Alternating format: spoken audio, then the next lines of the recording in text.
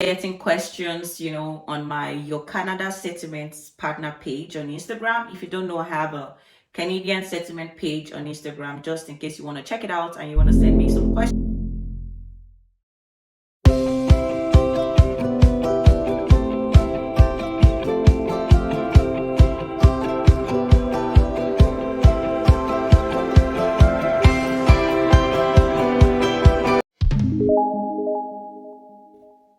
Hi everybody, welcome back to my channel. If this is your first time of watching me, thank you so much for stopping by today.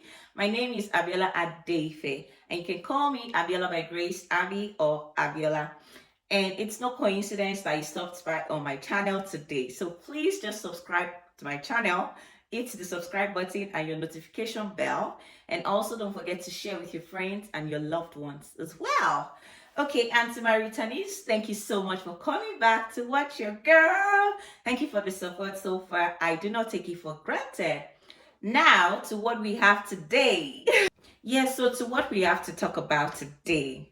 And I actually wanted this to be a conversation episode because for my Canadian content, I prefer having other people on board with me so that, we can share our experiences and, some people may be able to relate to the guest and some may be able to relate with me, but then that's fine because I didn't want to delay this any further.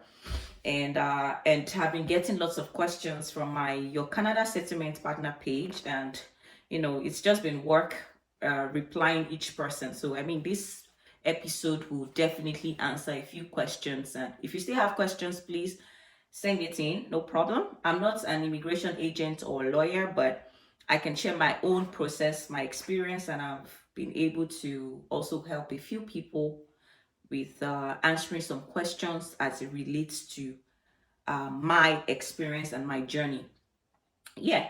So to the particular updates that we are concentrating this episode on, it reads, new pathway to permanent residency for over 90,000 essential temporary workers and international graduates. And my emphasis today is on the international graduates, because international graduates are international students who eventually graduated from Canadian institutions. And I was one of them, or I'm one of them, but I already got my PR. And I remember this was something I used to pray for as a student, because the process of, permanent residency then, I was overloading myself with too much information that it was just becoming like, oh, how am I going to get started and the likes. But thankfully, God made the process really seamless for me. I shared that with Chima, my friend of Settle in BC, your settlement body, your BC settlement body rather. I shared that experience with her, a part of it actually, with her, if you want to watch that.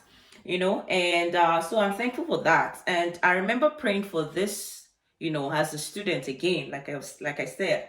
And that's to let you know that sometimes the thoughts to pray about certain things will come up, and you'll be wondering when you don't get the answers, what's happening. But anyway, I got the answer by having a seamless process for myself.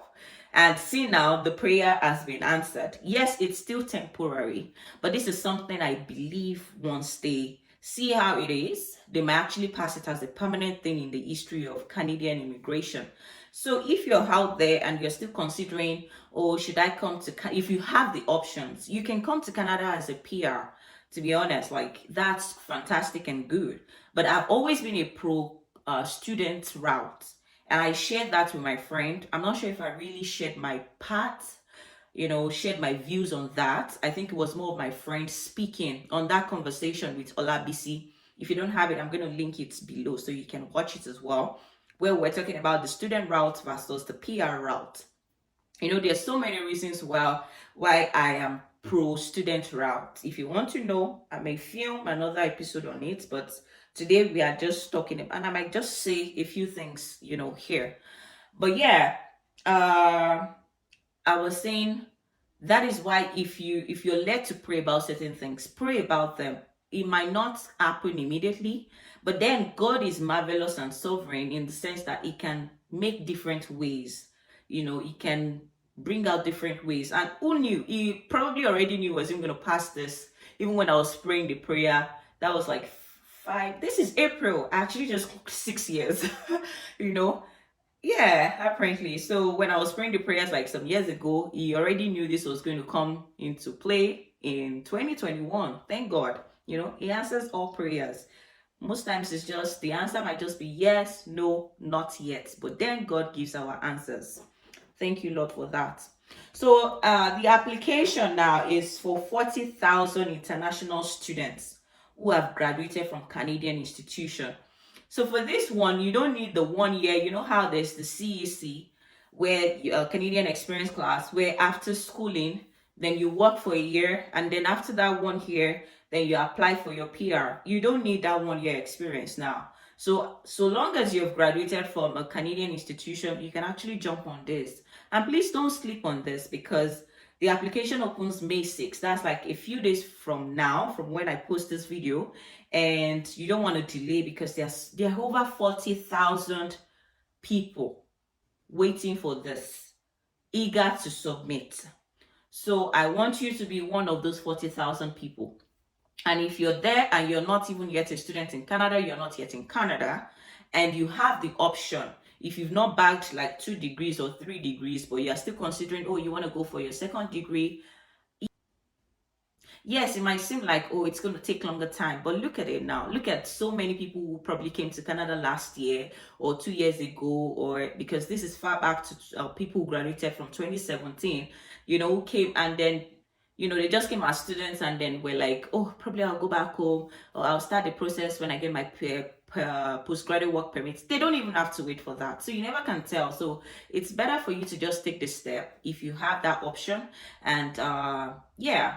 And if you're one person who is looking to, you know, just grow in your career, why not just take a course or take some courses, a certification, you know, that would also help you grow in your career. And perhaps you can just do that in Canada and benefit, and also just benefit from this kind of policies as well. Yeah, that's all I just needed to share on my thoughts. And if you have further questions, please don't forget to send to me on my Your Canada Settlement page on Instagram, or you can actually email me as well. Thank you so much for listening to me today, and I hope to see you guys on the next episode. Take care. Bye for now.